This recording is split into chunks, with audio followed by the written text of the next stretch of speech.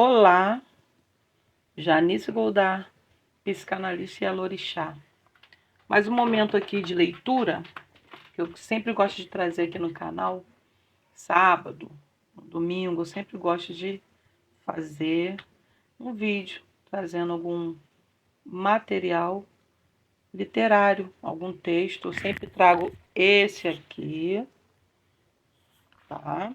Nossa Ansiedade Cotidiana, que eu gosto de chamar sempre de Nossa Ansiedade Cotidiana em Ori. Tá? Então, estou sempre pegando esse livro aqui na mão, da Jana Stelotto, tá? Uma escritora, uma psicanalista.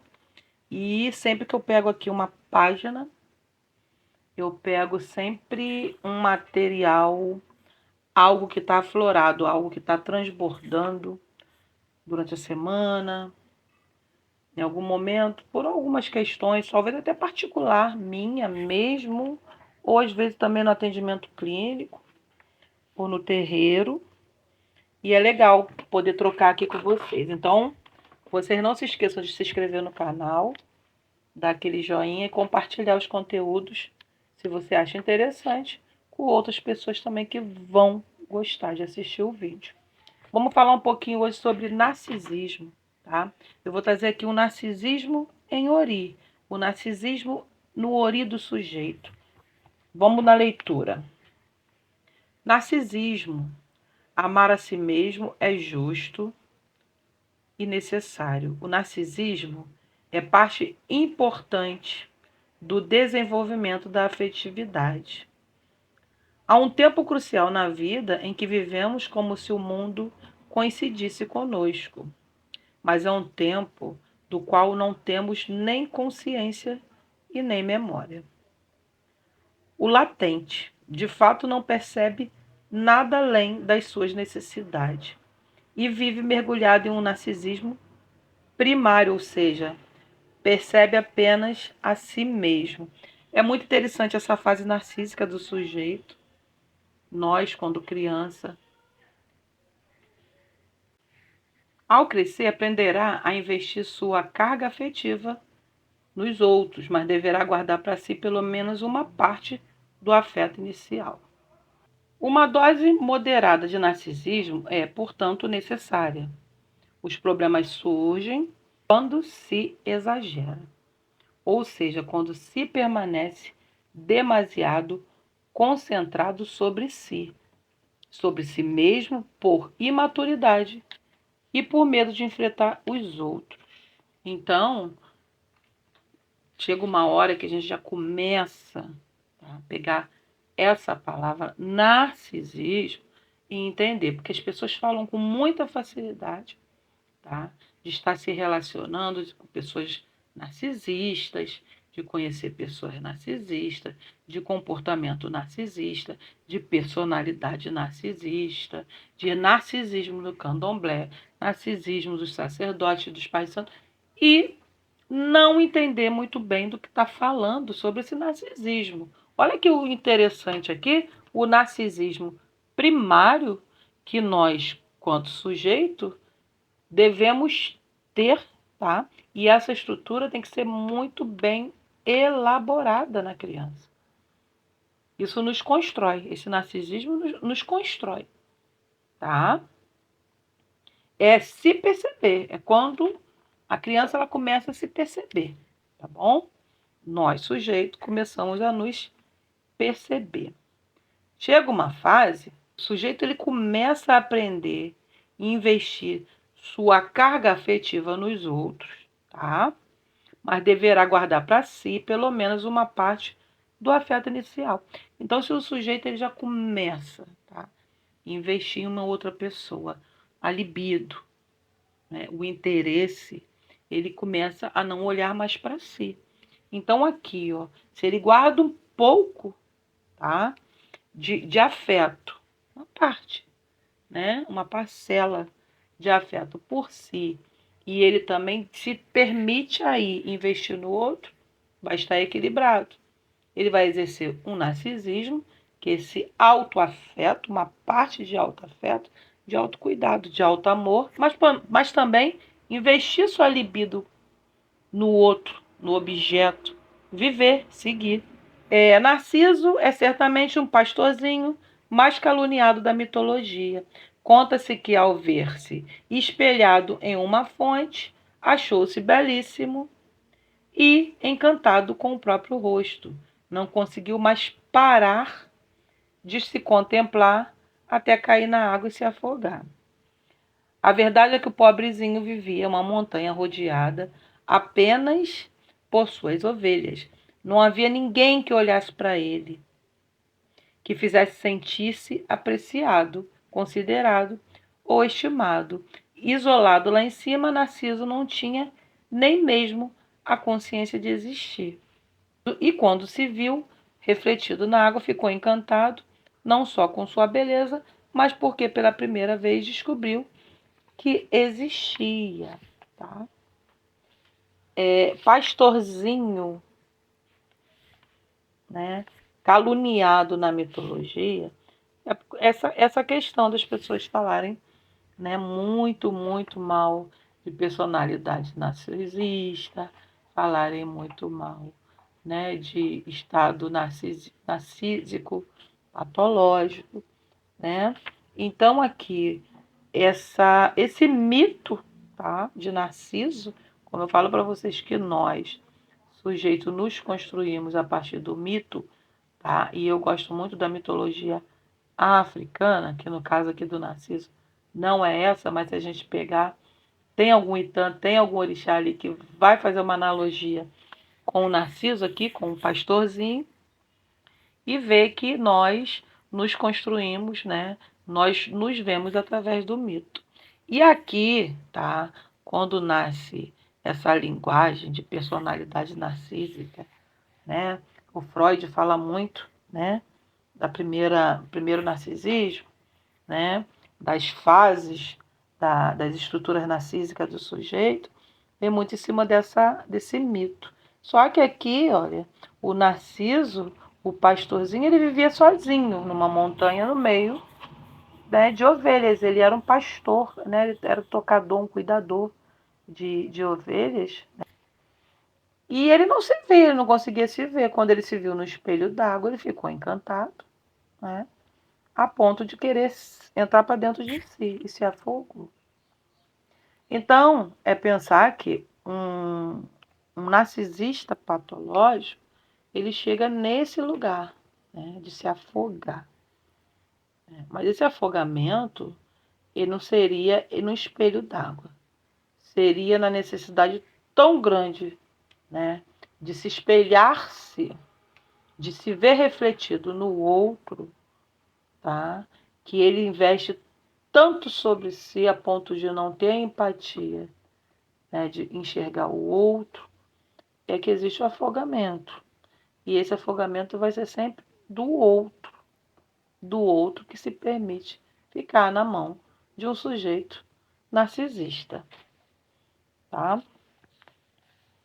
A palavra narcisismo inspira na funesta sorte do guardador de rebanho e difundida pela psicanálise, como o passar dos anos se tornou-se um uso comum. Mas nem todo mundo sabe o quanto angustia e quanto sofrimento aflige as pessoas que precisam continuadamente fazer com que os outros observem como elas são bonitas, eficientes e geniais. Você vê que o narcisista, ele sofre. Por isso que ele vai sempre exercendo mais, quem está perto sofre junto. Por quê? Porque tem algo que angustia ele ali. Ele fica ali de uma forma continuadamente, né, continuamente, fazer com que os outros observem. Então, isso fica de uma forma exacerbada. Isso transborda, tá? E por isso que vai causando mais danos, e mais danos, e mais danos. Suas fanfarronices não são apenas como geralmente se crê, uma atitude egocêntrica e frívola, mas esconde uma dramática necessidade de usar os outros como regatos no quais se refletir é se encontrar. Olha que interessante o que eu falei aqui, tá? Às vezes a gente está vendo ali só um egocentrismo do lado de lá. tá? Mas ali existe um drama, existe uma angústia, tá? Uma necessidade de usar os outros como regatos para ele poder se encontrar. Então, gente, as coisas vão ficando muito perigosas. Porque existe aqui, ó, uma ferramenta, tá? Para aquele desejo. E aquele desejo descontrolado, tá? Ele pode quebrar, ele pode destruir essa ferramenta. Então, quantas vezes você pode ser uma ferramenta na mão de um narcisista e se policiar também, se muitas vezes você também não está ali esperando muitos aplausos, muito que as pessoas reflitam você, tá? Você consiga se ver nela, que ela vai te aplaudir, te servir, te lisonjear, te aplaudir, fazer tudo. E quanto mais você está, né, esperando isso, e quanto mais você está afetando as pessoas. Né? Às vezes fica descontrolado a ponto de não ver, você não ter o senso de empatia de ver o sujeito, né, o objeto que você está lidando. Você só se vê na situação, você só se vê naquela relação, você só se vê naquelas pessoas. São incontestáveis aqueles que vivem perseguindo avidamente a admiração do próximo e buscam constantemente confirmação para depois desvalorizarem as pessoas das quais as receberam. Tá? Então pega, coloca aquela pessoa como plateia, você exerce seu egocentrismo, faz o que você quer e depois aquela pessoa tiver uma atitude de não aplaudir mais ou não refletir mais o que você quer, você vai lá e quebra. Quebrar é o quê? É falar mal, né? É deixar de lado, é sair dali negando, quebrando, falando mal, devastando as pessoas, né? Caluniando e daí para frente. Visto que não consegue viver sem o entusiástico consenso dos outros, sente-se obrigado a agradar a todo custo, a mostrar-se amável e extraordinário com qualquer pessoa, até mesmo como o primeiro que passa, quando está investindo, né? Quando o narcisista está investindo, ele é dócil, ele é amável, ele é extraordinário com qualquer pessoa. Né? Seria como se ele estivesse capturando uma presa, tá? Na verdade, o narcisismo tem mais pontos em comum com o desprezo para consigo mesmo do que com a admiração por si mesmo. Olha que interessante. Se a confirmação do próprio valor baseia-se em grande medida na opinião alheia e não no autoconhecimento, significa que, na verdade, a consideração por si mesmo é pouca. Então, olha aqui. Olha o sofrimento, né? Olha como que podemos olhar uma pessoa narcisista, né? Que está sempre querendo se ver, querendo aparecer. É porque ela mesma não consegue se identificar consigo mesma. Precisa do outro. Né? E uma pessoa que não consegue ter autoconhecimento, uma pessoa que não consegue olhar para si mesma, não entender sua psique, não conseguir entender seu ori, precisar estar sempre investindo nos outros para poder se ver, tá? Para se espelhar-se, é um sofrimento. É uma pessoa que não consegue estar consigo mesmo. Né? Isso não é legal. Isso não é um ori irê, né? Não é um ori fértil. E exatamente do mesmo conflito entre a necessidade insaciável de ser apreciadas e admirada e o medo da excessiva dependência dos outros, que nasce a grande ansiedade que muitas vezes acompanha também as pessoas aparentemente seguras e competitivas. Né? Então você vê, chega uma hora que se vê tão necessário daquele admirador, né? Que ele consegue criar uma excessiva dependência. Olha que o narcisista ele sofre, né? Que muitas das vezes acompanha também as pessoas aparentemente seguras e competitiva. Às vezes ele se torna dependente, né? de estar perto e acompanhar pessoas seguras e competitivas, para se espelhar naquele que ele acha admirável, forte, grande, competitivo, seguro. A angústia de Narciso, ou seja, o medo de não existir, a não ser-se espelhado nos olhos dos outros, pode ser combatida somente quando se tenta reconduzir para si um olhar profundo e caridoso.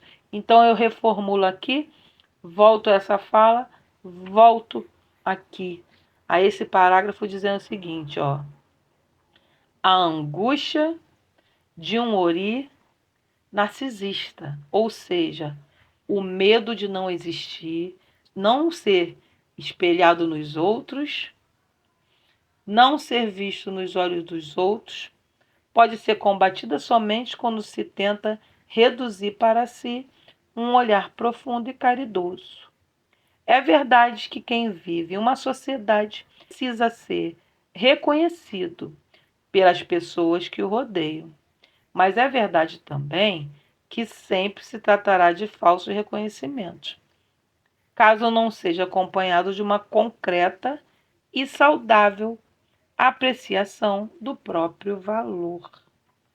Então, se você não olhar para si, se você não se valorizar e você sempre se vê com a resposta do outro, o aplauso do outro, as curtidas, os likes, o engajamento, né? Você não vai ter um ori saudável. Você não vai ter um ori saudável, apreciação do próprio valor. Tá bom? Espero que você tenha gostado desse vídeo. Espero que tenha feito sentido.